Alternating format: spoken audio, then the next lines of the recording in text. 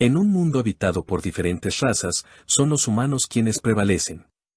Es así como vemos a los héroes más grandes, juzgando al rey demonio, quien es considerado el responsable de expandir el mal y esclavizar a las demás razas con su magia. Sin embargo, es todo lo contrario, siendo la única persona que trató de comprender a las demás razas que eran usadas por los humanos como simple mano de obra. No obstante, iba a ser ejecutado, y es por eso que usa un hechizo para volver al pasado y cambiar la historia.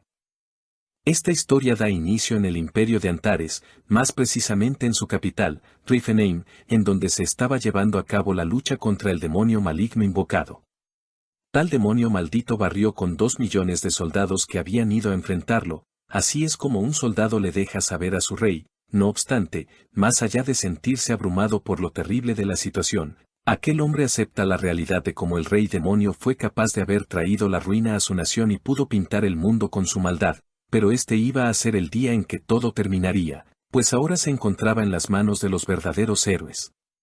Es así como en el corazón del gran palacio demoníaco, el enojado héroe Alex von Hohan se estaba dando el último sermón al rey demonio Rifenart junto a sus compañeros. Tal hombre es presentado como el emperador del imperio de Antares, Ravenheart Wald Antares. De la misma manera el santo de la espada Cyrus grita cómo iban a poner fin a la historia de tal imperio oscuro, cosa criticada por el rey, quien a pesar de haber puesto esfuerzo en crear un nombre para el reino estos continuaban llamándolo imperio oscuro. El rey marcial, Teslon agrega, que de ese lugar es donde crecen los demonios. Por lo mismo, cuando acaben con el rey la naturaleza oscura de los demonios desaparecerá. Dicho esto, Rifenart explica que tal no era la forma de ser de los llamados demonios, siendo que éste simplemente les enseña estrategias humanas, estos simplemente nacían para ser maltratados y les dio las herramientas para vengarse, y por eso ahora se les llamaban corruptos, añadiendo que solo imitaban comportamientos humanos. Curioso, Rifenart pregunta si habían derrotado a sus 4 reyes celestiales, cosa a la cual Cyrus responde que había sido así, al no lograr soportar el poder de su espada, dejando con la boca abierta al hombre quien solo hace por preguntar por su amigo Tatid, explicando que, aunque la apariencia de los orcos no ayudara, se trataba de una especie inocente, incapaces de traicionar a los suyos, protectores de los débiles y luchando solo contra los fuertes, sin explicarse cómo lo seguían, tratando como basura. Cada uno de sus amigos había caído ante el puño de los llamados héroes. No obstante, la gota que derramó el vaso fueron las palabras del mago de la luz, Archilita de Jade, quien dice incluso haber enviado a la corrupta elfa oscura al más allá, no habiendo sido rival para la magia de éste.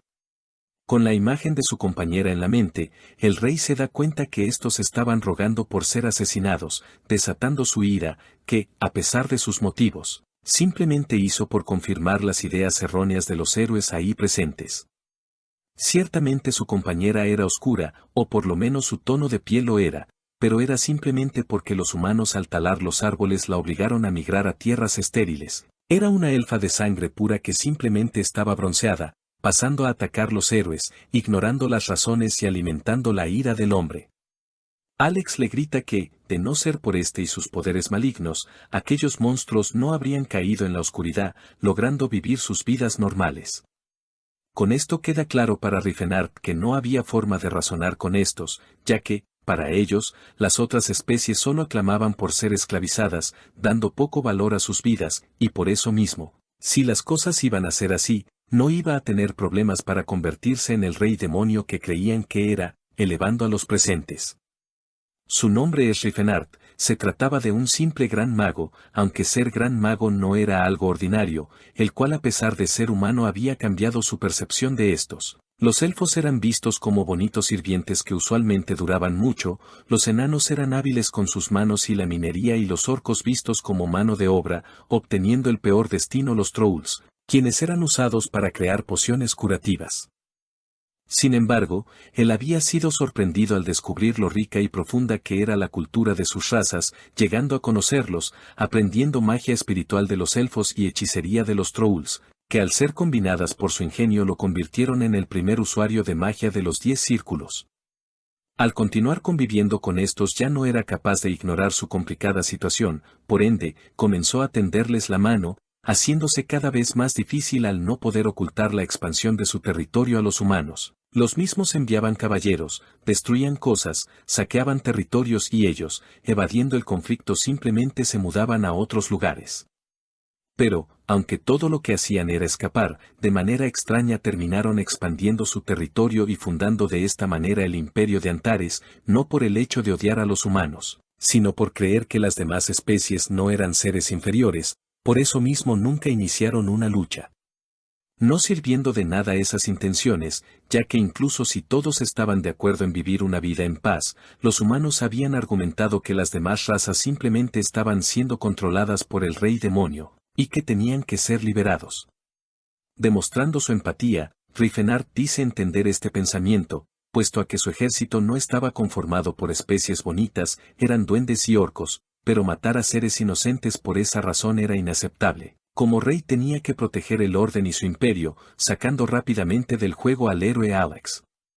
Estos, a pesar de ser llamados héroes, se pensarían que son la cúspide de sus clases, pero nada más lejos de la realidad, ya que no han logrado alcanzar la maestría en sus habilidades. El ser héroes no los hacía inmortales, y era errónea la idea que el luchar por tu percepción del bien te iba a ayudar a sobrevivir. La realidad era feroz, aunque tales argumentos cambiaban un poco al mirar al rey marcial Teslón. El hombre conocido por su fuerte físico, él es diferente a sus compañeros y se lo iba a hacer saber al rey complicándole las cosas en su lucha, logrando tomarlo por sorpresa, aplicando un golpe en la cabeza de Riefenstahl, quien no logró defenderse, aunque niega haber recibido daño, explicando que había bloqueado el ataque con magia, respuesta esperada por el rey marcial. Por otro lado, su espalda había sido quebrada, aceptando su inminente muerte si todo sigue de la misma manera, rindiéndose rápidamente, respondiendo Teslón que al ser así espera que los demás sean liberados de sus ataduras demoníacas, palabras que devuelven al rey su espíritu de lucha, al entender que sus amigos no iban a dejar de ser tratados como esclavos. Enloquecido, el prota se dispone a usar un dispositivo que había encontrado en una antigua ruina, teniendo la intención de usar como último recurso el hechizo de regresión en el tiempo y el espacio, inhabilitando el poder de los dioses para volver, retando al rey marcial a detenerlo, desencadenando el conteo final y el desespero de ambos por cambiar el rumbo del destino, finalizando con un destello y el despertar del rey en otro tiempo y lugar, mientras que se sorprende porque todo le salió bien al tratarse de un hechizo que no había logrado descifrar, finalizando por preguntarse su nueva edad. Su viaje le había hecho obtener un físico que cualquier joven lloraría por tener, sin embargo, no sabía quién era. El prota no termina de entender el origen de los callos en sus manos, y de ese cuerpo lleno de cicatrices y cubierto de asquerosos músculos, dice que esto era inútil para él, que como mago solo necesitaba su magia de alto nivel. Comenta que es raro para él halagarse a sí mismo, pero su rostro arrasó con las chicas cuando era joven y el crecer simplemente lo potenció. No entiende su nueva cara de estúpido y el intercambio de su cara escultural por un cuerpo semejante a una estatua. El prota se pregunta cuál fue el fallo en la ejecución de su hechizo y por qué ahora se encontraba en el cuerpo de un cualquiera. De tal manera que comienza a plantearse la idea de no haber viajado al pasado, habiendo simplemente intercambiado de alma con un tipo aleatorio. Más el detallar su rostro y tener la leve sospecha de conocer de quién se trataba, hacen que logre reconocer la persona que era ahora. No era más que el rey marcial Teslón. Sin tiempo para asimilar, el prota es interrumpido sorpresivamente por un hombre enorme que entra a su cuarto en busca de este, abrumándolo al pensar que se trataba de un monstruo. El viejo no entiende por qué el chico lo mira como si fuese la primera vez que lo viera, cosa a lo cual Riefenstahl responde que se debía a que era así.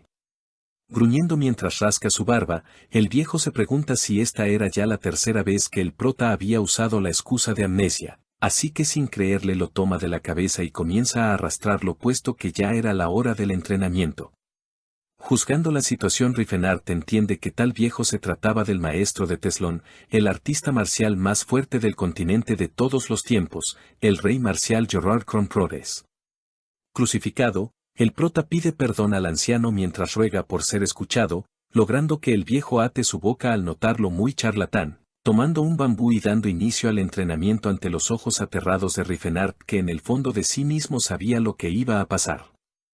El quejido de este se hizo presente incluso antes de que recibiera el primer golpe en su estómago, derramando un mar de lágrimas tras el primer golpe, pregunta a Siris, su compañera, si es que al caso era así como iba a morir. Por otro lado, Gerard ciertamente halla diferente a Teslón, pero da poca importancia a cualquier cambio que haya tenido y esto debido a que el método de su clan, el gimnasio inquebrantable, era simple, idiota y excesivo. No era inusual que se perdiera la memoria varias veces en el proceso, algo que el mismo viejo ya había experimentado en su juventud. El método para revertir cualquier efecto secundario era simple, y era el aumentar la intensidad de los golpes, haciendo esto mientras que el prota ruega por su vida. El viejo grita que la razón para que los humanos usen armas y herramientas era por su debilidad y era por eso por lo que confiaban sus vidas a algo externo. Grita con furia que aquello solo se trataba de una excusa para no superar la vergüenza de la debilidad, y es por eso que ellos eran artistas marciales. Y mientras que Riefenard grita en su pensamiento que tal lógica es estúpida, el viejo añade que los humanos son iguales al acero, ya que entre más golpes recibían más fuertes se volvían. Teslón era un estudiante elegido por él mismo, de tal manera que se puede convertir en acero. Piensa que ciertamente no todo el mundo tiene el potencial, pero el prota era alguien que sí podía, por eso le ruega que tal y como el océano, se trague todo y no se inmute, pide que saque su océano interior, pensando Riefenard que cada nueva palabra era más pendeja que la anterior. Al finalizar su entrenamiento, el prota tirado en el suelo no había muerto a pesar de que lo golpearon tanto, había logrado sobrevivir, abrazando así su cuerpo mientras se da las gracias por ser tan duro. Llegado la noche, es recibido por una bañera de poción curativa, cosa que supera el excéntrico baño de leche de la reina, explicando el viejo que era necesario enfriar el acero después de martillarlo. El prota piensa que, a pesar de todo, aquel entrenamiento no era tan estúpido, entendiendo que después de entrenar todos sus sistemas hasta el punto de morir y luego recuperarlos rápidamente superaba el limitante del fallo y lo volvía más fuerte, comprendiendo ahora de primera mano lo duro que tuvo que entrenar Teslón desde joven para conseguir la dureza de su cuerpo. Dejando de pensar en eso, ahora el prota se pregunta qué es de él en este tiempo, preguntándose si existe el joven Riefenard a la par de él, creando dos hipótesis para esa pregunta. O él y el joven él coexisten en el mismo espacio-tiempo, pero en diferentes cuerpos, o en el cuerpo del joven Riefenard se encuentra Teslón del futuro. Un cuerpo como el de él, un poco sobrecargado necesitaba comer, digerir y continuar con su entrenamiento para seguir creciendo, no recibiendo el prota del viejo ni un segundo para pensar en estar cansado, puesto que al ser así tendrían que regresar al entrenamiento matutino. No querer volver a la rutina de recibir golpes lo obligaban a luchar contra el cansancio, que poco a poco lo estaba volviendo loco, no concebía qué cambios iba a tener en la historia el hecho de que esté entrenando tan duro, y en caso de que se encuentre con su otro yo, no sabe qué ocurrirá. Gracias a la regla de la sincronicidad si tenía mala suerte incluso podrían desaparecer. Mas esto no era algo de lo que se tenía que preocupar y todo por el hecho de que su yo joven tenía que pasar 10 años leyendo y aprendiendo magia en la Torre de los Magos. Por otro lado, aún quedaba la posibilidad de que Teslón estuviera en su cuerpo, no obstante, en ese caso el prota no puede pensar en que éste le sacara buen provecho a su débil cuerpo. El gimnasio inquebrantable era un método que necesitaba sí o sí de la ayuda de un maestro, obstáculo que Teslón podría evitar al estar en un punto alto de la técnica. Su prioridad ahora era el escapar, por eso se lanza a correr desesperadamente teniendo como misión lograrlo, mas sería sorprendido por el maestro que le pregunta a dónde va. El prota se pregunta cuándo llegó, y el viejo dice que ya habían pasado 2 meses desde el último intento, así que pronto alcanzará los 2 dígitos en el número de intentos. Riefenard explica que, siendo honesto, él no se trataba del chico llamado Teslón, refiriéndose a él mismo como mago. Para su sorpresa, esa historia se había convertido en una táctica de escape de su cuerpo, por lo que el viejo sin creer le explica que la última vez que trató de engañarlo había dicho que venía de un reino de dragones y dioses, en donde este era un mentor reconocido, del continente oriental, en un lugar llamado Murim, tomando su cabeza y llevándolo de vuelta para dormir. Y es así como inicia una guerra de desgaste en la que el prota jura no rendirse hasta conseguir su objetivo, reconociendo que ese día había perdido, pero el siguiente iba a vencer, intentando huir, 1, 2, múltiples veces hasta el momento de su rendición. No por nada el viejo era llamado el rey demonio por no saber rendirse. Piensa que, si incluso tiene la suerte de escapar, él simplemente iba a perseguirlo hasta el infierno para traerlo de vuelta, por eso tenía que tratarlo por las buenas y ganar su permiso para salir de la montaña. Pasando así 2 años dentro de la prisión del desbordante amor, tiempo en el que fue por fin capaz de despertar Aura. Este explica que había oído que incluso Cyrus, que fue alabado por ser el santo de la espada, no logró despertar Aura, sino hasta cuando sobrepasó la edad de 20 años, y él ahora tenía menos de 20, cosa que para su maestro no es sorpresa, puesto que era algo obvio de conseguir gracias al gimnasio inquebrantable. Explica que el estimular su instinto de supervivencia con entrenamiento físico aumentó su energía vital hasta el punto que salió de su cuerpo. Ahora mazazos en el estómago no van a ser suficientes, así que dejarían de lado esa etapa, proseguía el darse golpes con él, pasando de tal manera 3 años más en los que lejos en el reino de Basiti, en la región sur, el prota bajo una cascada ahora se encontraba entrenando el cuerno de la calamidad. Este se pregunta si la tercera superposición es su límite, pensando que solo debe entrenar un poco más para superarlo. Siendo así como se nos explica que el cuerno de la calamidad se trata de un golpe tras canalizar toda la fuerza en un punto concreto del cuerpo, el punto máximo de la técnica es la 9ª superposición, nivel en el que incluso se dice que es capaz de eliminar dioses. No obstante, el Teslón que conoce solo alcanzó la 7ª superposición, y su maestro solo es capaz de usar hasta la 8ª, explicándole que cuando logre alcanzar la 4ª superposición será capaz de tomar su camino para descender de la montaña. Tanto ha sido su avance, que ahora el viejo se desaparece durante días enteros sin pensar que el prota va a escapar. Gracias a esto mismo, cuando tiene tiempo aprovecha para practicar magia. Mostrándonos cómo hace uso de Delfir la Estellín, una bala hecha de aire para hacer daño al enemigo, mas a pesar de recordar vívidamente sus hechizos no es capaz de materializarlos con eficacia. Su mana no se acumula y la habilidad aritmética de su cuerpo no le ayuda, por lo que se pregunta si podrá convertirse en mago. Repentinamente se da cuenta de una energía cerca de él, y no era humana, apareciendo frente a un orco, quien nervioso le incita a fingir que no lo ha visto y él como regalo, no le quitará la vida. Tal y como pensaba, se trataba de un orco, y uno muy joven. El prota estima que tenga entre 3 o 4 años, y piensa que se trata de un fugitivo. Mientras tanto el orco simplemente quería que éste ignorara su presencia para no tener que hacerle daño.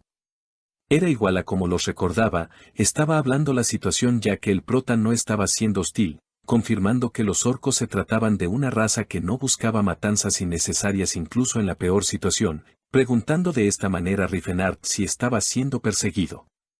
Con sorpresa el orco no comprende cómo un humano era capaz de hablar el lenguaje de la gracia, y al saber la razón, agradece por el oportuno encuentro confirmando la pregunta del prota, de tal manera que el ya nombrado se ofrece a ayudarlo esperando que el joven confíe en este.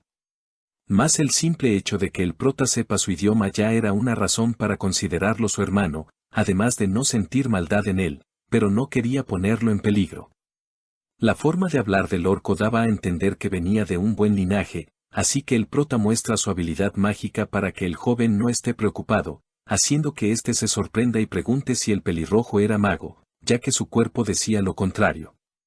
No pasó mucho tiempo para que los sujetos que lo estaban persiguiendo hicieran su aparición, poniéndose enfrente del prota y preguntando con hostilidad la ubicación del joven orco, ofreciendo uno de estos una moneda de oro como premio, pagó un poco caro para otro de estos, explicándose que simplemente era un cebo y que no se le iba a dar nada.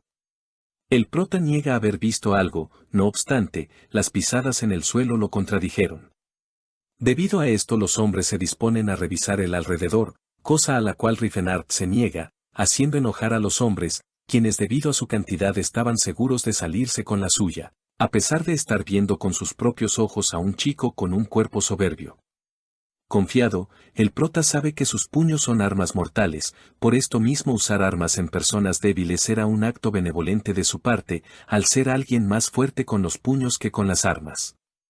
Este pide a los hombres que no se preocupen puesto que no iban a morir, explica que el gimnasio inquebrantable enseñaba artes marciales sin armas, pero no quería decir que no había entrenamiento de ese tipo. Siendo así como inicia una lluvia de golpes en contra de los intrusos quienes no tenían de otra más que atacar todos juntos, no siendo suficientes para hacer alguna diferencia. No obstante, el ejercer armas solo cumplía un propósito dentro del gimnasio inquebrantable y esta era el de someter a los alumnos, por esto mismo no se contaba con técnicas defensivas.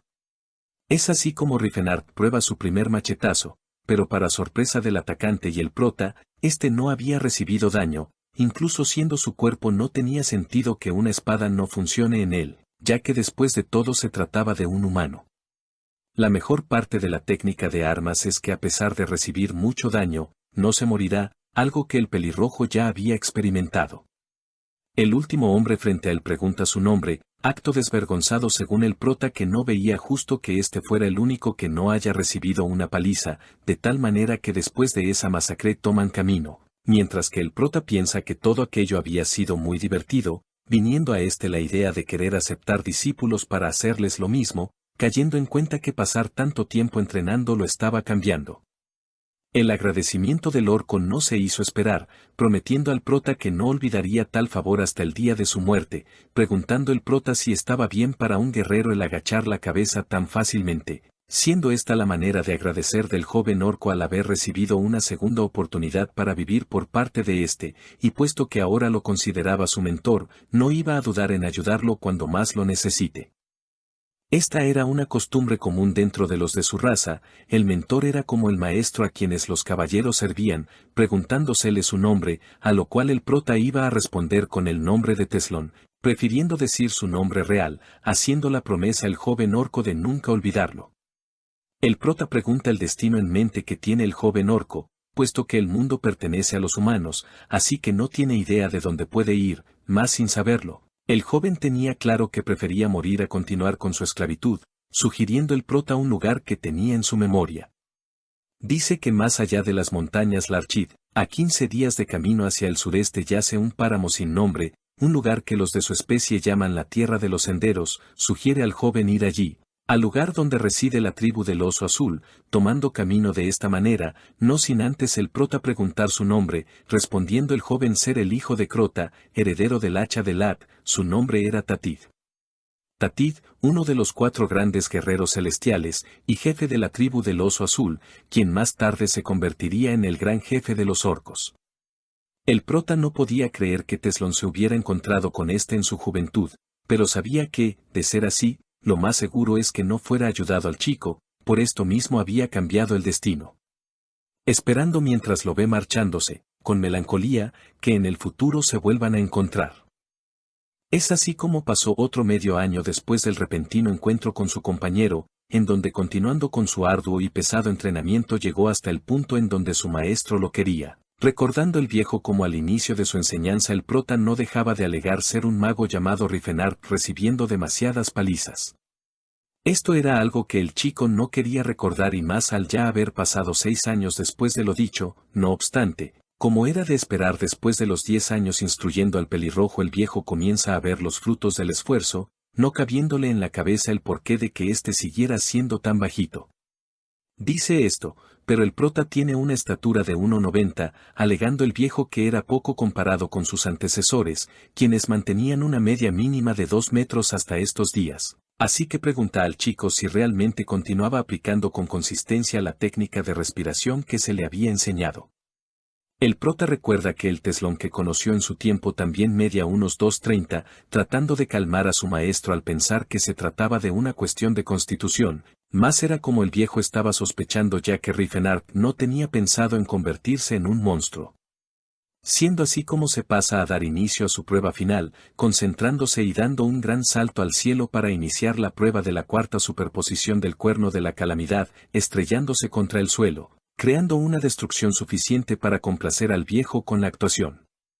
Por fin el pelirrojo había logrado su cometido, y tal y como se le había prometido, el viejo le daría la señal de su partida de la montaña hacia el mundo exterior. Gerar alabó su esfuerzo y trabajo, pero era la hora que como maestro diera la orden a su discípulo de salir al mundo exterior, ofreciendo incluso la posibilidad de tomar el camino del mal si quisiera, invadiendo un ambiente de melancolía el lugar. Gerard trae a la mesa las palabras dichas por su antecesor y maestro hace 60 años atrás. Este pidió al viejo recordar 3 cosas, la primera era que estaba bien acumular cosas, pero no ganarlas injustamente, cosa que contradecía su posibilidad de tomar el mal camino. No obstante, su maestro pensaba que no estaba mal ser un villano digno. Segundo, siempre tenía que estar del lado de quienes eran tratados injustamente, pensando que es bueno vivir siendo alabado y respetado, esto debido a que, en su posición no sería fácil distinguir a alguien entre todos los más débiles que él, y tercero y más importante, tenía que asegurar el legado del gimnasio inquebrantable a cualquier precio. Cosa a la cual Riefenstahl se comprometería a tomarlo en serio, siendo así como recibe un pequeño pago por el esfuerzo y su ropa para que tome camino, pago que en palabras del prota solo equivalía a medio año de vida como plebeyo, llegando a su mente como su maestro contaba con una mansión y riquezas que le permitían dar más. Sin embargo, parece ser que ser miserable era una tradición de los maestros, puesto que Gerard había recibido incluso menos que Riefenstahl. Mas esto no era todo por parte del viejo, que otorga a su discípulo un mapa con la ubicación de un pequeño obsequio para éste, incitándolo a visitar el lugar si pasaba cerca de éste en el futuro, iniciando de tal manera la partida del prota, quien se preguntaba si realmente había llegado la hora de partir, mientras que su maestro explotaba de emoción atrás de éste, pidiendo que no sienta pena por una despedida, recordándole que tenía que tomar con decisión su camino como el hierro. Pasando hasta algún pueblo en donde un hombre trata de convencer al viejo jefe del pueblo para que se cohíba de reclamar a los nobles frente a él, solicitando un pago merecido por la atención que se les brindó a estos durante su estadía, cosa que acepta de mala gana el hombre tirando un solo franco a las manos del viejo, esperando que éste se sorprenda por ver aquella simple moneda. Mas el viejo le hace saber que obviamente eso no sería suficiente, desatando la ira del noble, quien acusa al viejo de jugar con él al pensar que éste no conocía los precios del mercado, aplicando al viejo un puño en su rostro que lo tira al suelo, alimentando la ira de los presentes, quienes están cansados de ser tratados como cualquier cosa. Todo esto a la par que aparece otro noble que pregunta por la situación al llamado Sir Edward, seguido de comentar que tales individuos eran verdaderamente despreciables. Era por eso que no se debía tener piedad con los campesinos, para que no olvidaran su lugar. Se nos muestra un fragmento del pasado en donde Riefenstahl, después de haber compartido una noche con Siris, pregunta por qué ésta no deja de tocar su pecho, cosa a la cual ésta responde que solo quería hacerlo, puesto que se veía afilado y preciso, al igual que una espada bien hecha, volviendo a la realidad, en donde llorando, el prota pide perdón a la chica porque ahora parecía un arma golem de piedra definitiva. Sin embargo, ahora era considerablemente más alto. Este piensa que en esta época Siris estaría contando con la edad de 70 años, que en edad humana serían unos 17 años. Ahora se encontraba en Kherson, una ciudad en el sur del reino Vasili. El prota recuerda que a Siris la iban a vender el siguiente año, así que ahora se debía encontrar en la subasta de esclavos de Chatan, por lo que preguntándose qué debe hacer, Riefenstahl piensa en simplemente entrar y destruir el lugar, logrando la liberación de la chica de manera sencilla. No obstante, se da cuenta que, si hace algo tan imprudente como eso, le sería imposible volver a obtener sus poderes mágicos, optando mejor por resolver el problema con dinero. El único problema es que ahora mismo este se encontraba quebrado, aunque eso no es problema, puesto a que ahora cuenta con un poderoso cuerpo, técnicas, así como recuerdos del futuro, recordando haber escuchado hablar de una antigua ruina en el camino de Chatan. Es así como volvemos a ver a los nobles, quienes cuentan con un mago especializado en la arqueología, y se encontraban en búsqueda de las mismas ruinas anteriormente nombradas. Mirando a través de la ventana, el mago le confirma a su joven maestro que era en ese lugar en donde el renombrado espadachín llamado Claude von Leotard Santion está enterrado. Volviendo con el prota, se nos explica que han pasado 3 días desde que éste dejó el pueblo de Crom y ahora iba al norte hacia las montañas Atan. Riefenstahl piensa que su resistencia es increíble, además de no sentir frío, explicando que los antiguos reyes marciales iban por ahí sin camisa incluso en invierno, aunque él no quiere hacer eso. Gracias a Flashback Artificial, una técnica secreta de las eras, tenía la habilidad de evocar cualquier recuerdo de su mente en cualquier momento, utilizándolo para ver los recuerdos sobre las antiguas ruinas de las montañas Atan. Antes de su regresión había conocido en la Torre de Magos a alguien llamado Todd, quien le contó que había explorado ese lugar, siendo ese tiempo ahora mismo. Y fue así como él también lo había hecho, consiguiendo arreglárselas para encontrar el verdadero tesoro, vendiendo todo y obteniendo 2000 monedas de oro. encontrándose ahora enfrente del pueblo ganadero donde iniciaría su búsqueda. En el mismo pueblo sus residentes se encontraban discutiendo, puesto que nobles habían llegado y exigían un guía hacia el Valle de la Muerte. Era una misión muy arriesgada y los nobles no habían tenido piedad, por esto mismo se encontraban furiosos, pero no podía hacer nada más que acatar órdenes, ofreciéndose un hombre llamado para llevar a cabo el trabajo, pero con pena tras dejar a un lado a su esposa e hija, aliviando a los demás gracias a su sacrificio. Apareciendo de manera oportuna, el prota se ofrece para el trabajo, mas tras su manera sorpresiva de aparecer, tiene que decir su identidad, explicando que solo se trataba de un transeúnte que escuchó sin querer la conversación que estaban teniendo. Preguntando en su pensamiento ya de manera retórica si realmente había sido por casualidad, al haber invadido propiedad privada, mas ignorando esto. Al tenerlo enfrente le preguntan si era al caso que éste conocía la región, cosa que confirma Rifenart al decir que ya había ido. De nueva cuenta Tadase por recordarle las posibles consecuencias, haciendo lo mismo el prota al recordarle que ya había visitado el lugar, mientras que en su pensamiento dice que éste debería estar agradecido por ser su salvador. De tal manera que se nos pasa a explicar que el Valle de la Muerte es llamado una mazmorra, siendo los restos de la Edad de Plata, un periodo de tiempo olvidado, agregándose que hace 50 años había un caballero de los Albiones llamado Chlod, quien a la edad temprana de 45 añitos consiguió despertar el aura, iniciando todo tipo de aventuras, ganando renombre en todo el reino de Basili. Sin embargo, la fama trae arrogancia, haciéndolo entrar solo con un asistente al Valle de la Muerte, quedando tieso en ese lugar. El problema es que la espada demoníaca Altion que llevó con él también se perdió allí. Dicha espada es el símbolo de la familia Altion y se ha pasado de generación en generación, prolongando los esfuerzos por recuperarla durante más de 50 años, presentándonos al noble con el nombre de Staffen von Reparto Altion.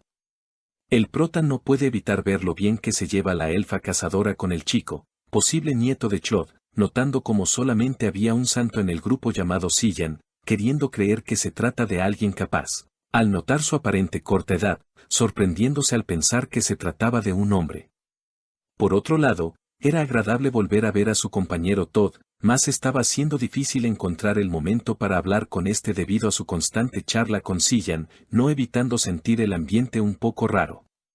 De manera sorpresiva el pelotón se ve asaltado por unas criaturas voladoras que salen disparadas hasta ellos, de tal manera que se organizan para dar pie a la formación de ataque, comenzando una lucha que estaba sirviendo a Rifenart para evaluar al equipo, notando como Stefan lo estaba haciendo mejor de lo que esperaba, mas eso solo si lo evaluaba como mago, puesto que a sus ojos como luchador sus habilidades eran lamentables, siendo que ahora entiende el porqué de que su maestro sea tan arrogante. Y como nadie a pesar del ataque estaba protegiendo a los orcos esclavos, este pasa a ayudarlos. Mientras lucha, se narra como Stefan, aquel chico noble, se trataba del capitán de esa expedición, alguien a quien no se le podía decir que fuese malo, pero no se preocupaba por las personas, aunque el prota no piensa lo dicho, cosa contraria a Sillan quien parecía ser un poco mejor al mostrar atención por el prota. Es así como nuevamente Rifenart es atacado, ataques insignificantes, siendo golpeado uno de sus ojos y ahí sí llorando, sacando las lágrimas sobrevivientes de aquel duro entrenamiento que había pasado. El ataque finaliza y el interés de Stefan simplemente se extiende a los caballeros y magos, dejando a su suerte a los demás, dando la orden de descansar a su caballería, momento aprovechado por el prota para hablar con Todd, agradeciendo por haberlo ayudado. Este le cuenta al hombre cómo escuchó que este era un mago de la Torre de Delpia, por lo que quería preguntar por un amigo que tenía allí. Diciendo su nombre, el prota pregunta a este si lo conoce, cayendo en cuenta Todd a quien se refería, identificándolo como un niño bastante lindo y amigable. El prota simplemente quiere saber qué ha sido de este durante este tiempo, pareciendo que su cuerpo ha tenido una vida bastante normal, sin ningún acontecimiento extraño, no obstante, Todd muestra ser una persona bastante depravada al dejar salir una expresión de éxtasis mientras que narra cada detalle del cuerpo del prota por los que nadie había preguntado, pasando a dejar claro que no estaba interesado en los pensamientos o acciones de Rifenart. Sillan se pregunta si el prota está herido en alguna parte, mas este dice estar bien, pasando a pedir que ayude a los orcos heridos.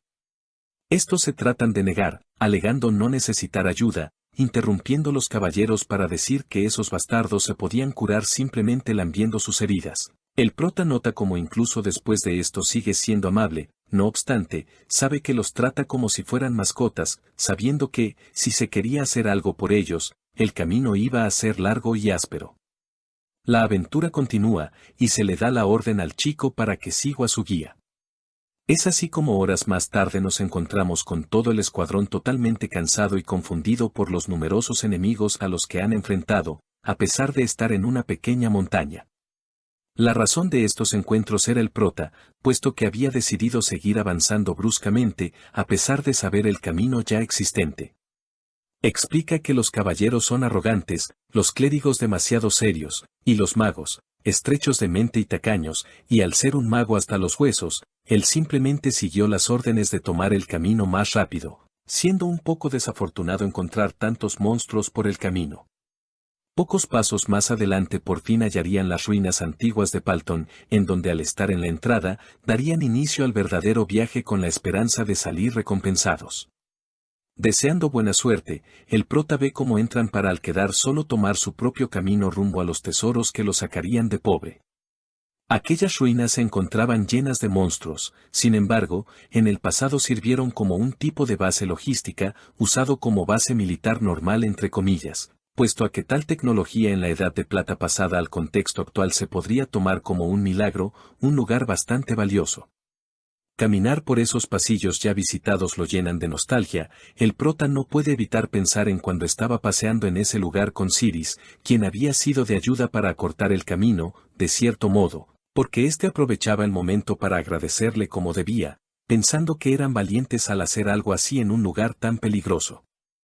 Tocando la pared comienza con su intento de descifrar la contraseña del pasadizo secreto, mas a pesar de contar con el método para hacerlo, su cuerpo se lo estaba poniendo difícil, al no contar con la inteligencia ni mana suficiente. De igual manera lo logra, y era momento de dar el uso debido a sus nuevas habilidades físicas, sacándolo de onda el grito inesperado de los nobles a quien guió, quienes no deberían encontrarse en ese piso.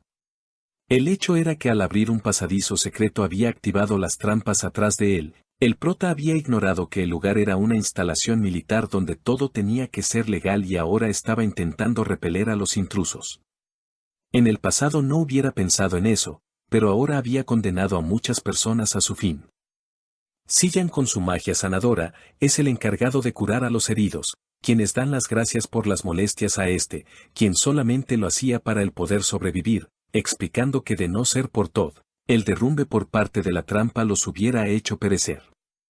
Al caer en ese piso, el destino del pelotón se había vuelto difuso, recibiendo rápidamente la primera visita por parte de un demonio que pasa a atacar de manera inmediata, demonio que obliga a los caballeros a retroceder, mientras que Sillan en la retaguardia prepara un hechizo que, al ser lanzado, debido a su potencia convierte a los caballeros en berserkers. La lucha se reanuda, Todd usando uno de sus hechizos arrebata las armas de sus enemigos, dando lugar para que la elfa Lelsia inicie su ataque, sin prever un golpe que la inhabilita de manera inmediata, queriendo saber qué pensaba su amo de su actuación, agradeciendo de manera obligada por su esfuerzo, Stefan arremete en contra del monstruo, aplicando múltiples estocadas que lo derrotan, recibiendo rápidamente halagos por parte de sus subordinados, ignorando esas palabras al estar cegado por la furia que le provocaba la situación. Sin embargo, el demonio aún no había sido derrotado, y se levanta embuido por llamas que rodean su cuerpo, y tras un gran rugido inicia con la eliminación de varios de los caballeros presentes. Stefan, siendo el único que gracias a su enojo guarda la compostura, pide a sus hombres no vacilar al ver cómo habían sido invadidos por el miedo, preguntando si era así como se hacían llamar caballeros de Altion. Pero no muy lejos de la realidad, incluso él mismo estaba retrocediendo ante el renovado poder del demonio, por lo que, en un último intento, ataca en nombre de Altion, siendo finalmente noqueado de un solo golpe que lo manda a volar lejos. Tras esto, siendo el último pilar, Sillan usa su poder mágico para acertar un ataque poderoso en el demonio que pierde la cabeza, volviendo rápidamente, dándonos a entender que nadie en el pelotón era capaz de detenerlo. Es así como tieso, al pelirrojo no le queda más que recibir el contraataque del demonio, siendo salvado a último minuto, puesto que el prota había aparecido y con un solo golpe finalizó el encuentro, Por eso ahora no se le hace extraño que fuera dejado al borde de la muerte con un solo puñetazo de Teslón. Así que, volteando a ver a los heridos, toma la decisión de mover a toda esa gente a un área segura, encontrando y limpiando con sus puños a todos los monstruos que estaban por los pasillos. Al despertarse, Stefan es sorprendido por su entorno y por encontrarse a salvo. Por esto mismo pregunta a Edward por lo acontecido. Al escuchar del hombre como el prota se trataba de un artista marcial, queda sorprendido. Por esto mismo pregunta al chico por su nombre, al pensar que alguien con su habilidad sería un noble. Riefenart, no pudiendo responder con su nombre original, dice llamarse Riefen. Edward piensa que es la primera vez lo escucha. Si fuera realmente fuerte lo habría escuchado antes. Stefan pregunta de qué familia proviene, y es así como al escuchar que Riefen no contaba con una, sabe que había mal interpretado las cosas, volviendo a su comportamiento normal, desmeritando rápidamente el esfuerzo del prota, alegando que éste simplemente aprovechó que habían debilitado al monstruo. No obstante, el prota no permite tal comportamiento, dejando las cosas claras, enojando a Stefan, quien responde pidiendo mostrar respeto a la familia Altion, pasando a ser calmado por Edward, quien le recuerda que, al tratarse de una persona normal, no tenía la suficiente educación como para que conozca el respeto. Dicho esto, Stefan se calma, ahora quiere saber cómo el prota había conseguido tales habilidades, quedando con más dudas, ya que el prota decide decir que había aprendido aquí y allá. Al pensar que era mejor no contar el origen de estas, al no querer involucrar a su maestro, quien es un hombre muy famoso alrededor del mundo, ocultando así también sus movimientos a este. Cansado de que lo investiguen, el prota le recuerda a Stefan que había personas heridas por atender. Edward, por otro lado, había analizado toda la charla, pensando que la forma despreocupada de hablar del prota era muy natural, notando cómo éste parecía no ignorar cómo hablaba con arrogancia. Forma de hablar vista comúnmente en personas de alto rango cuando se dirigen con desprecio a sus subordinados, añadiendo que ni siquiera tenía respeto a la edad, especulando que se podría tratar de un miembro de la realeza de otro país. Por otro lado, Sigan se acerca por su espalda preguntando de manera directa por su estatura, diciendo medir 1,92, despertando el brillo en los ojos del pelirrojo, teniendo ahora curiosidad por el tipo de entrenamiento que había llevado Riefenart, quien se pregunta de dónde venía esa actitud amigable. Es así como se nos presenta a Sijan Phil Marcis, un chico que perdió a sus padres temprano, siendo criado en un orfanato, sufriendo de acoso debido a ser débil y guapo. Es por eso que había comenzado a anhelar lo que no tenía, un cuerpo sano y una voz profunda y fuerte, mas la realidad distaba mucho de sus expectativas, y a pesar de que entrenara, su altura no cambió y la pubertad nunca le llegó. El único resultado de su entrenamiento fue un aumento en su poder divino debido a que trató sus lesiones del entrenamiento, dando inicio a su admiración para la gente que era musculosa. El repentino comportamiento de Sijan genera incomodidad en Riefen, que ahora se trata de alejar, yendo solo a buscar la salida. Sijan se ofrece a acompañarlo, sin embargo, Riefen se niega, puesto que si se va, ¿quién iba a atender a los heridos? Es por esto que Stefan es quien se autoinvita a acompañarlo, dando la orden a Leilsia que se quede en el campamento ayudando. Tras esto el prota se comporta distante y parten, en donde mientras que lo mira de reojo, Stefan piensa que un pueblerino como Riefen debería sentirse orgulloso de ayudarlo, más solo el hecho de que se aventure sin pedir ayuda era una muestra de lo mucho que infravalora a los caballeros, por lo que se propone mostrar sus habilidades para que no tenga más opción que respetarlo. Sin embargo, en los planes del prota no estaba tener compañía, es por esto que noquea a Stefan y se aventura solo para completar su verdadero objetivo. La búsqueda inicia en una de las salas de la instalación, encontrando el primer objeto que lo iba a ayudar a almacenar una gran cantidad del tesoro que buscaba. Se trataba de la bolsa ilimitada, comenzando a llenarla, yendo y viniendo hasta Stefan, que, a la hora de despertar, pregunta por lo ocurrido, a lo cual el prota responde que había sido golpeado en la nuca por los esqueletos al lado de él, siendo noqueado de un solo golpe, haciendo preguntar al noble por el porqué de que las cosas le estén yendo tan mal todo el día, agradeciendo por ser cuidado. Riefen dice que no valía la pena pensar en eso, ya que después de todo tenía que seguir noqueándolo, haciendo esto hasta 3 veces más, para al despertar Stefan preguntarse de dónde venían aquellos golpes, de tal manera que el prota logra llenar el saco, volviendo así con sus compañeros. En el camino, Sillan pregunta a Rifen si podría tratarse de un miembro de la realeza, explicando que el origen de su pregunta era el hecho de ser tan capaz, además de su manera tan confiada de actuar. Dice entender que como artista marcial guardara cierta confianza que le ayudara a hablarle con desprecio incluso a alguien como Stefan, pero no esperó que incluso hiciera lo mismo con Edward, quien tenía más de 40 años. Esto hace entender al prota que en esta época contaba con 22 años, es por eso que debía tener más cuidado a partir de ahora, respondiendo así a Sillan que, al no estar acostumbrado a conocer gente nueva, sus etiquetas no eran muy buenas. Y es así como el escuadrón da con la puerta del jefe, donde al abrirla rápidamente la presión se adueña del lugar, y el boss final les da la bienvenida. El prota no recuerda haber visto una bestia en ese lugar, cayendo en cuenta que aún no era tiempo para que se hubiesen encargado de de tal modo que propone dar media vuelta e irse al no contar con la suficiente fuerza como para enfrentarse al bicho. Pero tras el aviso de uno de sus hombres, Stefan nota como aquel demonio era quien custodiaba la espada demoníaca Altion, herencia de su familia, por esto mismo, sin pensarlo decide iniciar la batalla.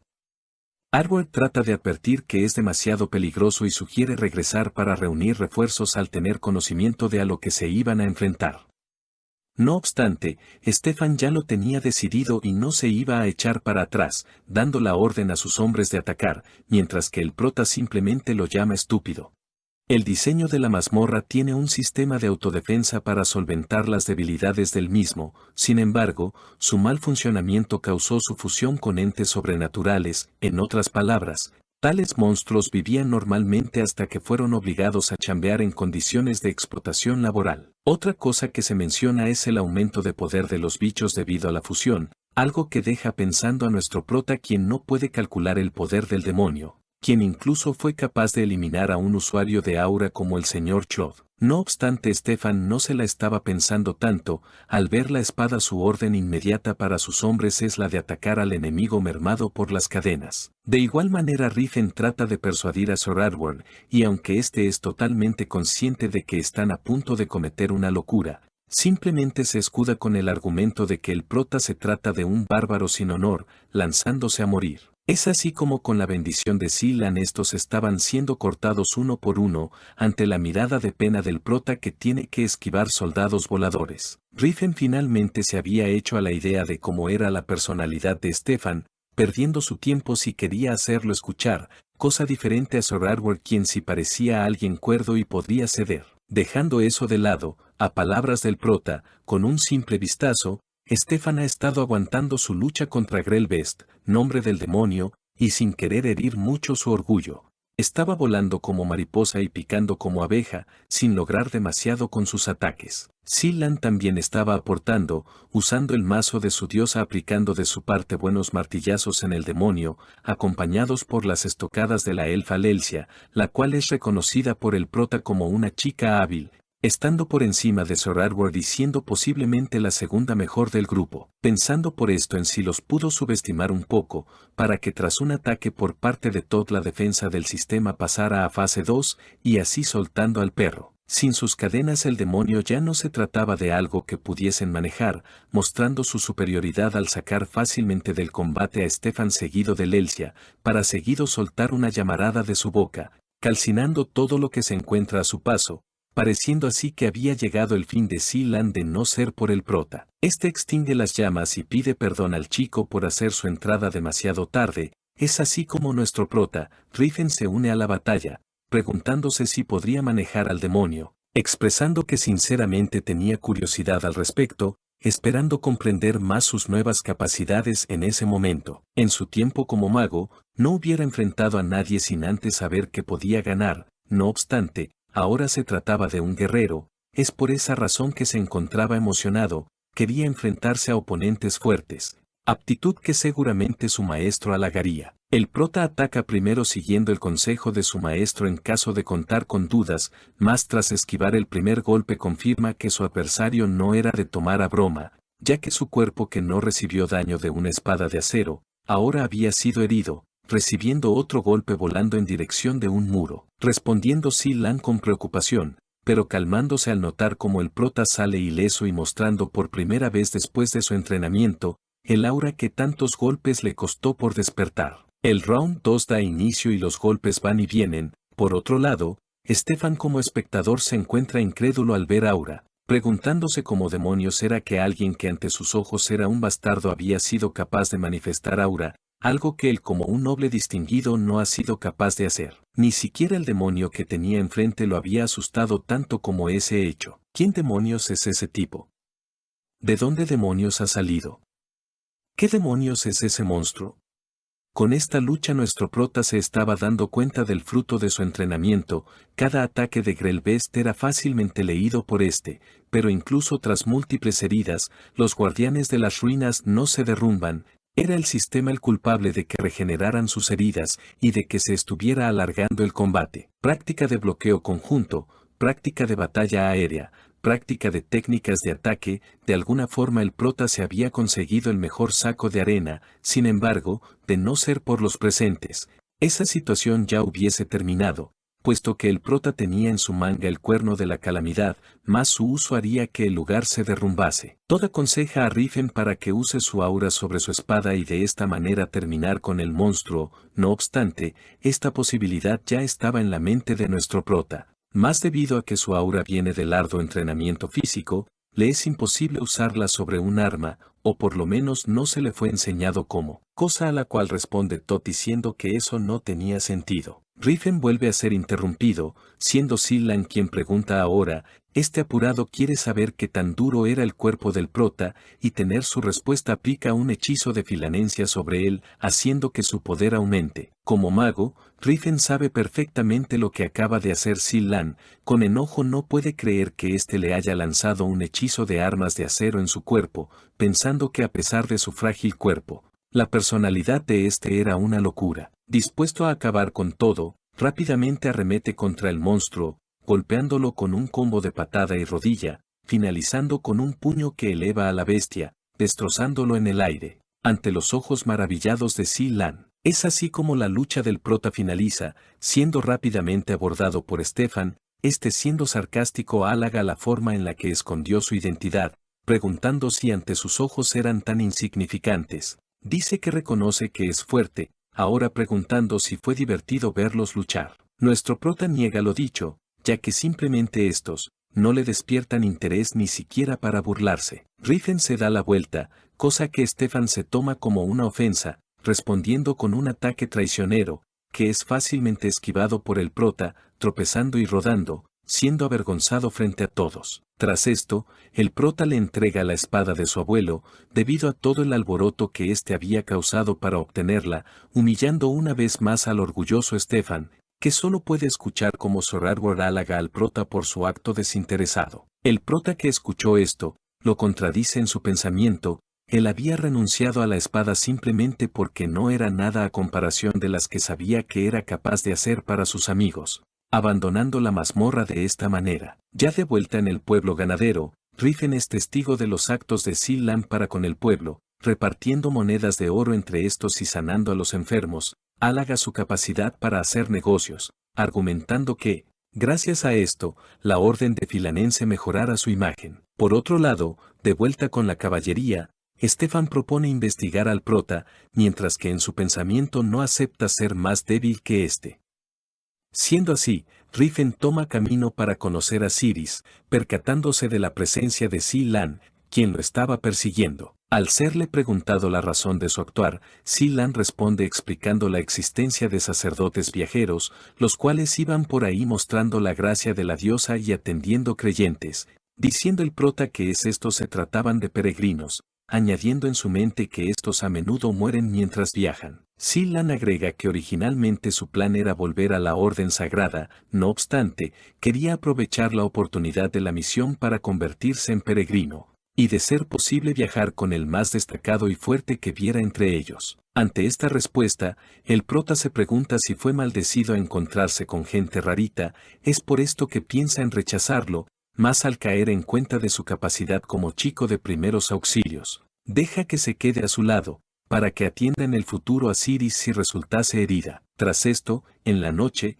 somos transportados hasta otro lugar en donde un hombre enojado estaba reprendiendo a su subordinado, pidiendo disculpas a su maestro de nombre Baret, por no haber logrado completar su tarea. El hombre presentado como el heredero de la Unión Comercial de Carón, Boina, alega que un elfo debe someterse completamente ante las órdenes de su amo. Este dice que ahora comprende por qué tal elfa era tan barata para ser una cazadora, preguntado el porqué de que ésta sea tan arrogante, cosa a la cual ésta responde diciendo haber nacido así, incluso molestándole sus ojos. Es por esto que el hombre toma la decisión de devolverla, pidiendo traer a este un producto adecuado, y no algo defectuoso, siendo de esta manera la tercera vez que esta elfa era devuelta.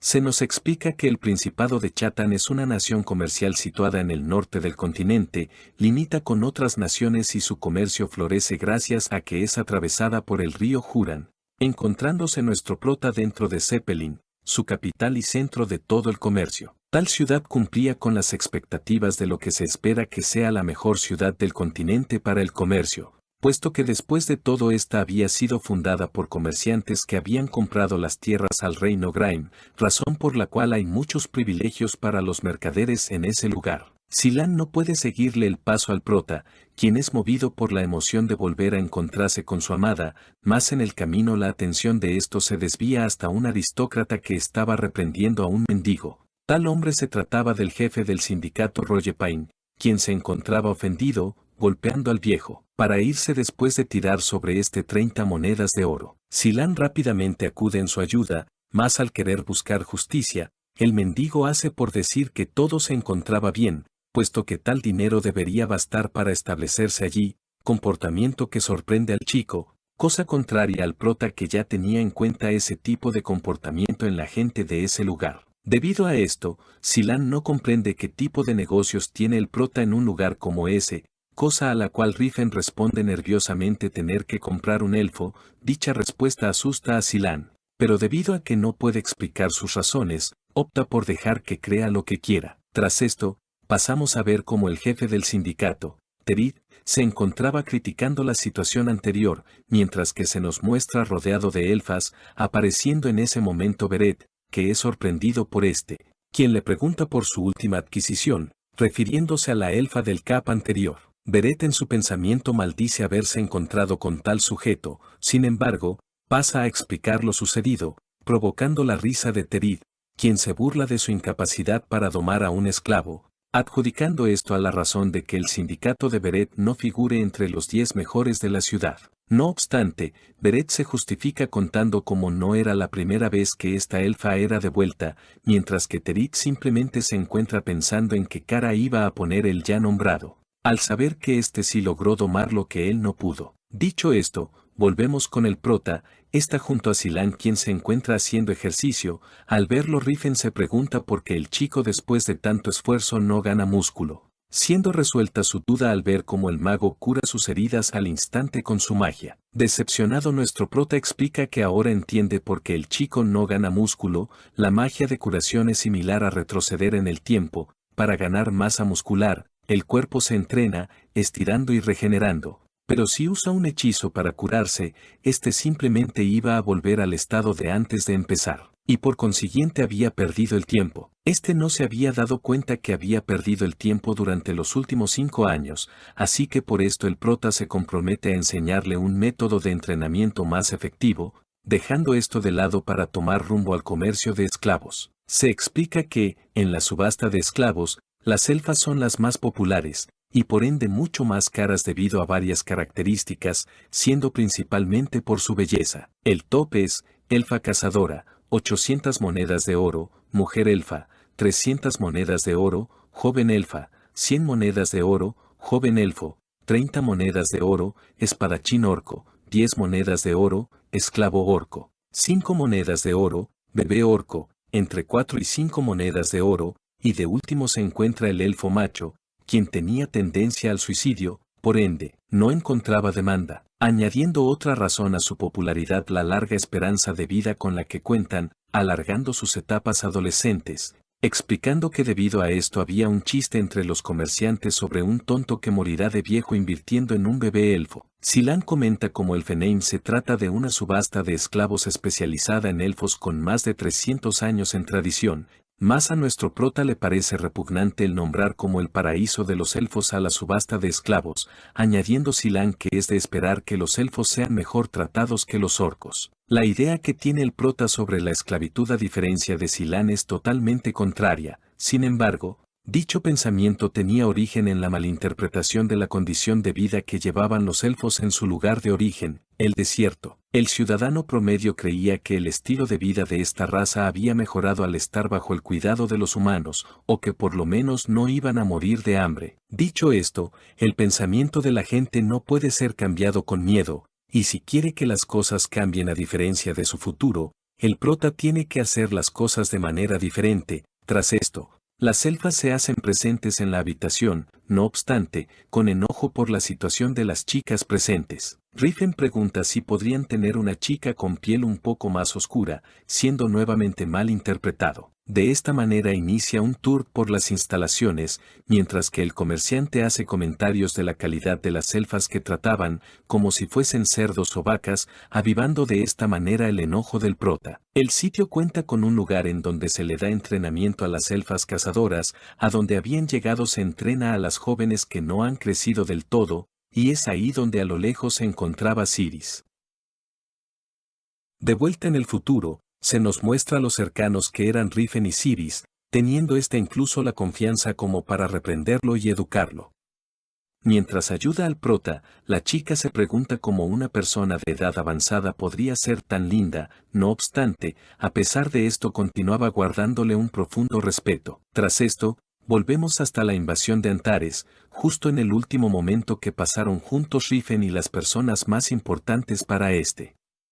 El prota curioso no entiende las expresiones de Atilka, Machellin y Siris, no debería ser extraño para estos ver a una persona al borde de la muerte. Comenta que toda la humanidad se había reunido en ese lugar con el objetivo de eliminar a su némesis, el rey demonio, todo esto sin siquiera pensar en las obvias secuelas que iban a tener tras la batalla.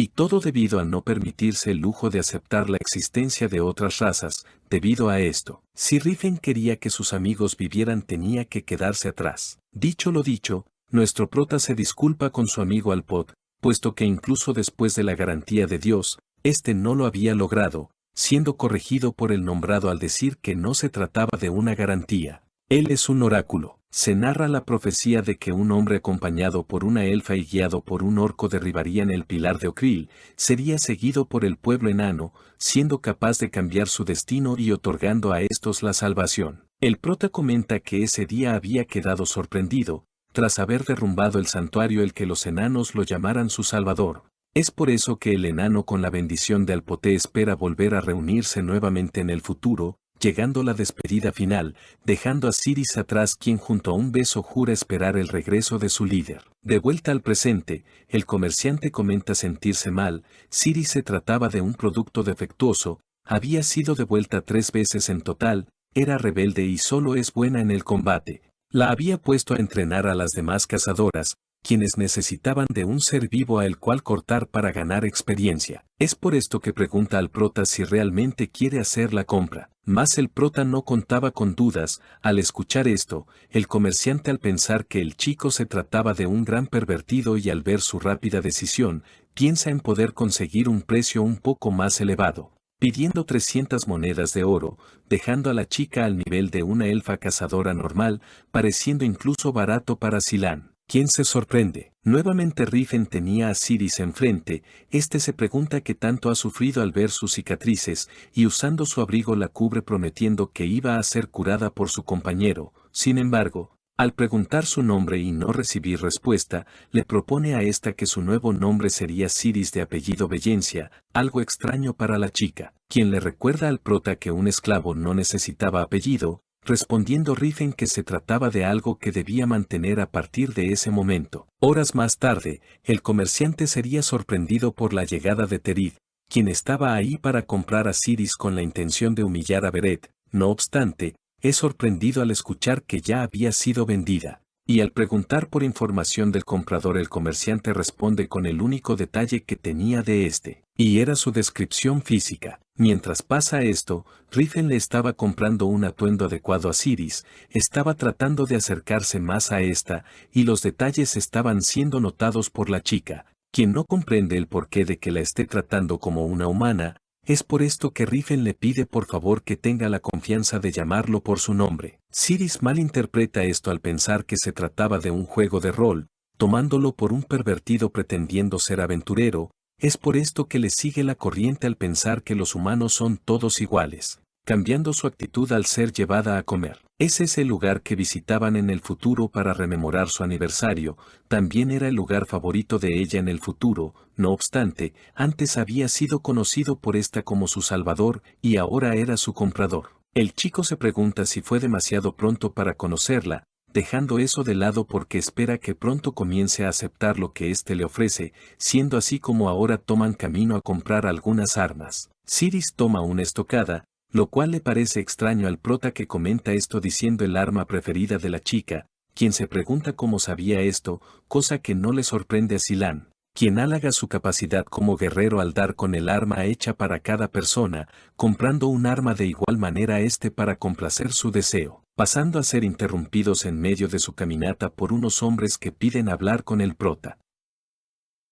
Dichos hombres se encontraban ahí en busca de Siris, y así se lo dejan saber al prota, ofreciendo pagar un precio razonable, o cambiar a esta por una elfa en condiciones, mas era obvio que Rifen no aceptaría, no teniendo estos más remedio que marcharse al no tener la oportunidad en ese momento de quitársela por la fuerza. Es así como aquel hombre se lo deja saber a Terid, el cual se encontraba muy molesto al verlo llegar con las manos vacías. Sin embargo, el hombre ya contaba con un plan, iban a secuestrar a Siris. Mentirían diciendo que había muerto, pagando de esta manera el doble de precio de lo que había valido para no dañar la imagen del comercio. Esto le había gustado a Terid, pidiendo ahora llevar a Sorlandas. Volviendo con el prota, este había planeado gastar más en Siris de lo que lo había hecho, no obstante, incluso sobrando dinero, este iba a ser insuficiente para hacer renacer a su reino. Por esto mismo y para alivianar peso decide invertir, contándonos sobre una oportunidad que tendrá lugar dentro de un tiempo. Recuerda cómo la hambruna había golpeado al reino vecino,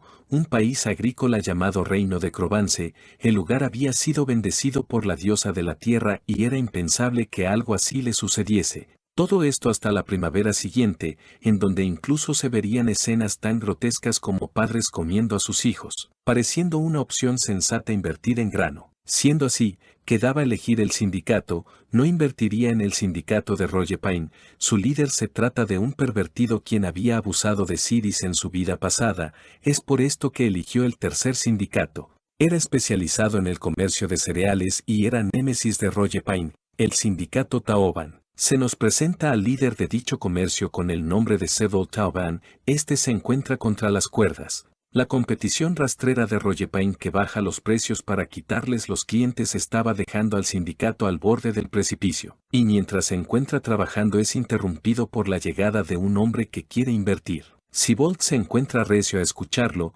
no obstante, al escuchar la cantidad de monedas de oro queda frío, es de esta manera que nuestro prota se planta frente a este contando su estrategia de inversión. Pero a pesar de tal oportunidad el líder trata de convencer a Rifen para no tirar su dinero a la basura, puesto a la poca necesidad de Crovance de comprar granos. El prota ante la negativa se dispone a irse, cosa que no permite Sibold, así contando la situación en la que estaba su negocio, Rifen responde que él puede hacer lo que quiera con su dinero, y al salir incluso mal el sindicato de Taoban saldría beneficiado de cualquier manera, aunque solo había una condición, y esta era no gastar el dinero en uso personal. Dicho esto, el prota pide otro favor a Sibold debido a la conexión de su sindicato con el reino Graim, y este era el de investigar a alguien que se encontraba en la torre de magos de Delpia, aprovechando así para conseguir información sobre su yo actual. Por otro lado, solos, Silan y Siris se encontraban haciendo uso de sus nuevas armas,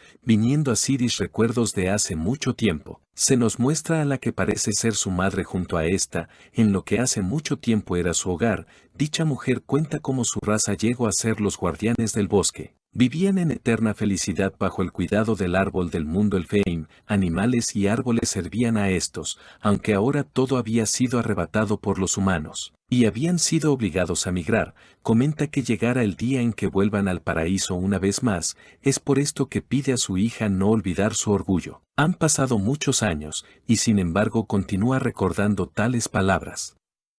Silan alaba sus movimientos, preguntando la manera por la que podía hacer esto, mas su respuesta lo deja disconforme, comentando que al igual que Rifen, solo sabían decir que se habían esforzado demasiado. Entrando en ese momento a escena por nueva cuenta aquel hombre, quien viene nuevamente por Siris.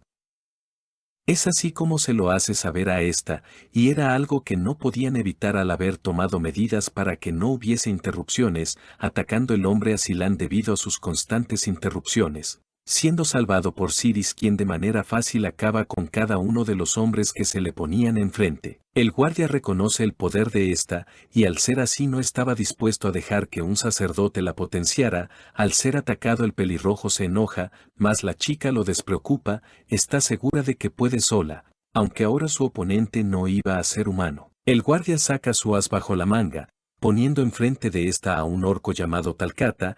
Este se disculpa de mala manera con la chica, puesto a que, debido a sus cuerdas vocales, le es difícil expresarse con palabras humanas, aunque, por otro lado, no estaba totalmente seguro de vencerla, debido a las habilidades que había presenciado. Es así como se le da la orden a este para que inicie la captura, comenzando la batalla, lamentándose la chica tras recibir su primer golpe por dejar olvidada a su cimitarra. No obstante, tras un intercambio de golpes se estaba dejando ver que para Talcata tampoco estaba siendo fácil la lucha, siendo gritado por su jefe, al cual le parece increíble que tenga complicaciones para atrapar a una elfa. Dichas palabras y el tono de estas le dejaban saber al orco que tendría otra noche pasando hambre, pero como no podía ser de otra manera, continúa con la pelea, intercambiando golpes con la chica, quien ahora estaba a punto de ser cortada, pero para sorpresa del orco, Siris había continuado avanzando, sin tener ninguna intención de esquivar. Dado a esto, Talcata desvía su ataque, dejando así el camino libre para que Siris finalice el combate, y haciendo que el orco se pregunte qué hubiera hecho ésta si él no hubiese desviado el ataque. A su vez que Siris responde a esto en su pensamiento diciendo el haber confiado en sus valores. Tras esto Silan pregunta a Siris si ésta es capaz de bloquear las dagas voladoras, poniendo a ésta la tarea de hacerlo para el finalizar su hechizo, y es así como lo haría, ganando tiempo para darles un golpecito e iniciar su huida, cargando la chica a su compañero, haciendo uso de sus habilidades y de un edificio, con este fin, dejando atrás a los hombres, que ahora son reprendidos por un hombre misterioso, al no ser capaces de completar la tarea. Sin embargo, aunque fuera sorpresivo que una chica como ella pudiera con un veterano guerrero orco, él también debe ganar su sustento, es por eso que ahora tomaría las riendas de la misión, haciendo uso de su aura para saltar varios metros desde el suelo, poniéndose de tal modo con la tarea. Silan propone volver a la habitación con el objetivo de recuperar sus equipos, sabiendo que incluso si hay gente allí, era mejor pelear contra un par de hombres que simplemente huir con una sola daga como arma, cambiando la perspectiva que Siris tenía de este, como un joven ignorante de la vida. Es así como ejecutan el plan, dejando la habitación libre de rastro gracias a la magia de Silan, presentándose al persecutor con el hombre de lantas, un espadachín que logró despertar aura gracias a sus habilidades en la esgrima, explicándose que un usuario de aura al igual que en Dragon Ball es capaz de sentir a los seres vivos, aunque solamente en un radio de 30 metros. Sin embargo, este no contaba con el hecho de estar persiguiendo a un mago de alto nivel, perdiendo de esta manera el rastro, y por consiguiente dando la orden para que suelten a los sabuesos. Volviendo con los chicos, Siris pregunta si no es mejor ir por la calle. A esto Silan responde diciendo que al hacer eso podrían tener la mala suerte de ser fichados como esclavos escapando, por lo cual incluso los ciudadanos tratarían de atraparlos. Dicho esto, ahora Silan entiende por qué los peregrinos como él eran fácilmente atrapados por la orden sagrada. Sin embargo, no se podía dar el lujo de ser atrapado, no quería caer nuevamente en las garras de ella. Están metidos en un embrollo y todo debido a que Rifen no se encuentra con ellos. Es por esto que poniendo en uso el hilo del destino, hechizo que originalmente era para unir parejas, trata de encontrar a Rifen por algún lugar. Tras esto, Silan alaba el poder de la chica, sacando a colación a la otra elfa que había conocido, refiriéndose a Lelsia, diciendo que seguramente Siris sería más fuerte que ésta. Haciendo lo mismo Siris al decir que Silan era un clérigo de alto rango a pesar de su edad. Parecía que estuviera hablando con un humano, eso es lo que piensa Silan, preguntándose si Siris era un caso especial entre los esclavos. Por otro lado, los hilos del destino hicieron su trabajo, aunque no tan bien, por haber sido guiados hasta Lantas. Este les deja saber lo mala idea que era tratar de escapar, por esto al no encontrar otra manera Siris simplemente se lanza al ataque, sirviendo de nada, logrando obtener un elogio del espadachín que reconoce sus grandes habilidades para ser una elfa joven. Sin embargo, deja saber que era inusual que una esclava se esforzara tanto. Silan también reconoce las habilidades del hombre, tenía que ser un caballero de renombre, pero no entiende el porqué de que esté involucrado en un problema como ese, engullendo con su hechizo la espada de Siris. Esto extraña a Lantas, tal acto quería decir que Silan tenía un nivel superior al de un sacerdote de alto rango. Tras esto Siris de nueva cuenta comienza a atacar, claramente su nivel había aumentado, mas esto no fue suficiente, su espada es rota y su cuerpo herido, Lantas simplemente le había seguido el juego.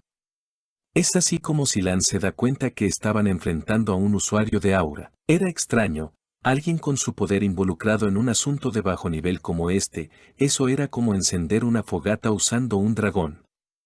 El otro sujeto de nueva cuenta hace su aparición, siendo gracias a este que Silan por fin entiende de quién se trata su adversario. Se trata de Landes von Kalpenard, un caballero renombrado del reino de Teikan.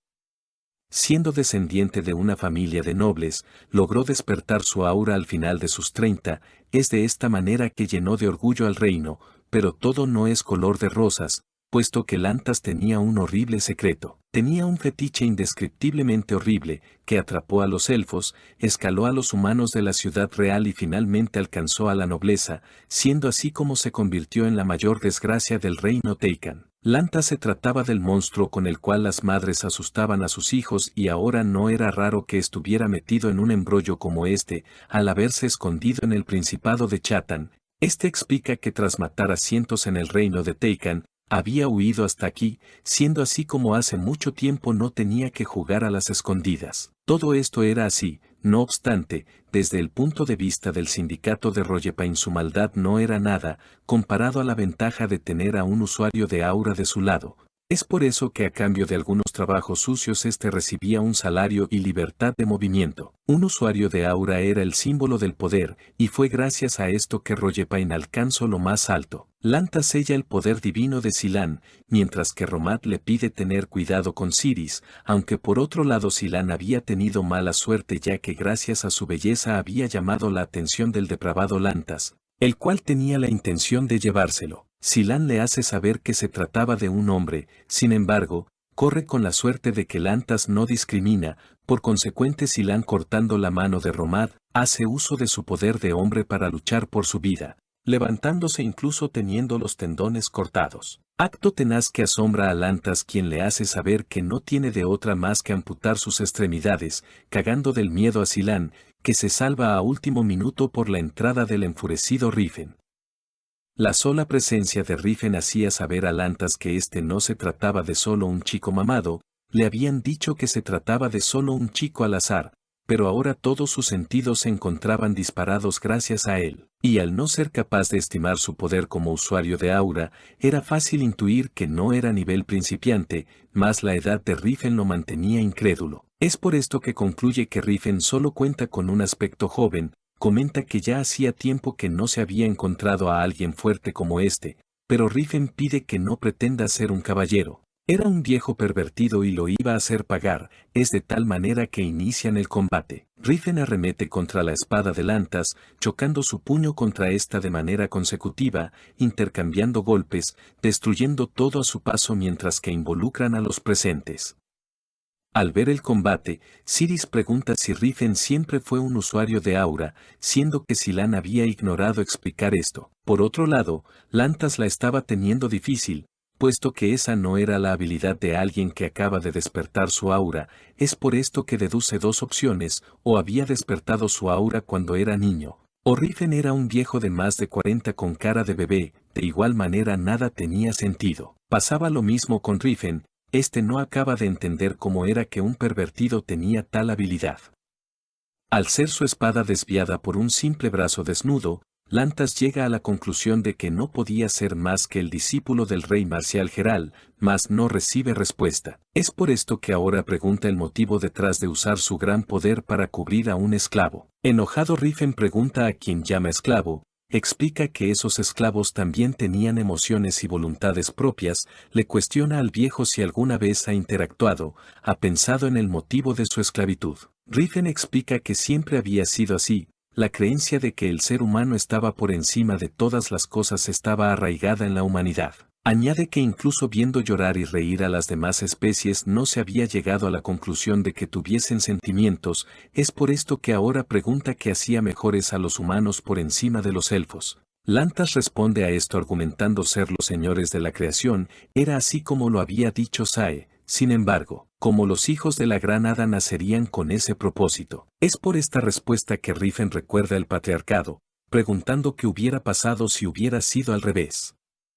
Cuando los humanos tomaron a los orcos, celebraron con alegría; cuando tomaron a los enanos, celebraron con alegría; cuando tomaron a los elfos, celebraron con alegría; después de todo ellos eran los vencedores. No obstante, al permitir la esclavitud, también se había dejado la puerta abierta para convertirse a sí mismo en un esclavo, arremetiendo con más fuerza tras gritar que Sidis no era una esclava, a la par que se explica cómo con un sistema así tan arraigado en el continente, los humanos más débiles habían sido obligados a vivir en la semi-esclavitud.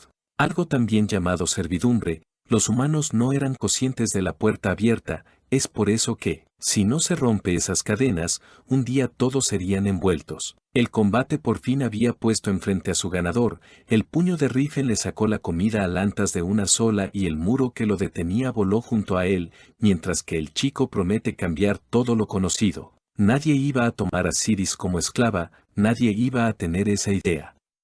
Todo lo dicho por Rifen hacía preguntar a Sidis hasta qué punto había caído el chico en su juego de rol, pero no podía ignorar que de este habían salido las mismas palabras de su madre. Por otro lado, Lantas bajo de los escombros ruega por piedad, jurando por su espada que reflexionaría por sus actos cometidos, poniendo su vida para arreglarlo todo. Rifen veía arrepentimiento de sus ojos, sin embargo, no podía dejar al lado su odio en contra de la sagrada orden Sae, de la cual hacía parte Lantas, puesto que con una simple confesión se le dejaba cometer todo tipo de actos, es por esto que si de verdad fuera querido redimirse se hubiera entregado. Lantas promete hacerlo, Rifen no tenía que ensuciarse las manos con la sangre de un bastardo, aunque hace tiempo que el chico ya lo había hecho, era así como iba a creer en él. Es por eso que al reflexionar seguramente está pidiendo dejar de vivir para redimir sus pecados, acabando finalmente con este frente a los ojos de sus compañeros. De esta manera reciben la noche,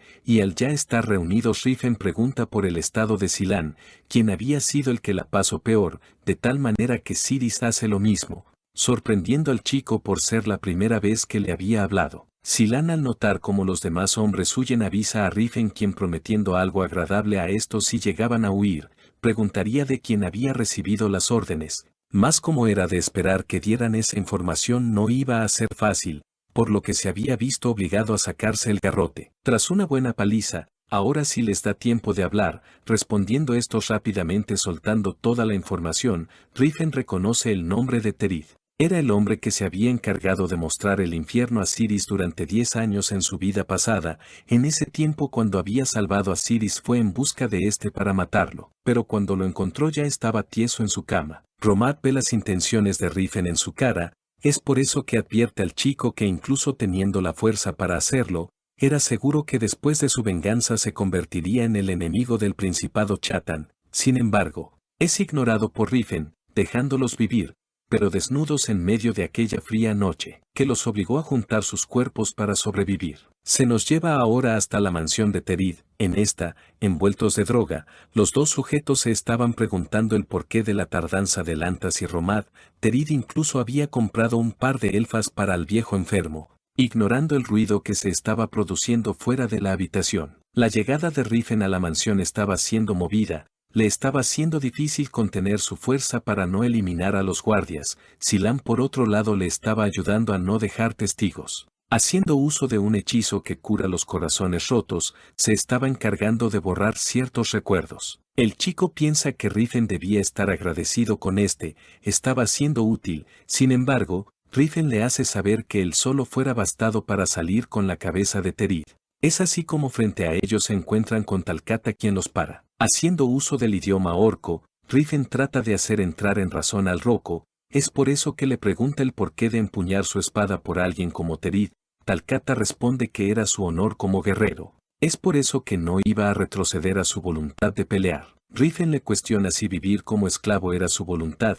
Le explica que el gordo no es su maestro. Sin embargo, Talcata refuta a esto que, a pesar que no lo sea, su deber como guerrero lo obligaba a cumplir con su tarea. Por otro lado, Siris se sorprende de que Riffen le sepa al idioma orco, pero pide que la deje encargarse de esta tarea. Ahora que tenía su arma idónea, iba a ser diferente, razón por la cual ahora Riffen tenía el camino libre para ir por Terid, siendo cuestionado por Talcata al ser ignorado, recordándole Riffen que ahora su oponente era la chica elfa, recalcando que el centrarse en era una falta de respeto para su oponente, convenciendo al guerrero con tales argumentos. Ya desde cierta distancia el olor a droga se hacía presente, es por esto que al abrir la puerta que emanaba el aroma, Riffen queda consternado con un simple vistazo a la escena dantesca que habían montado los dos hombres depravados. Ya dentro de la habitación Riffen no estaba siendo capaz de contener su asco, en todo el ciclo de su vida nunca había sido testigo de un acto tan inhumano, es por esto que no podía dejar pasar eso. Bueno hermanos, muchas gracias por ver el video completo, muy buena forma de valorar mi arduo esfuerzo. Ahora den paso a los miembros hermanos que nos mantienen por este mes.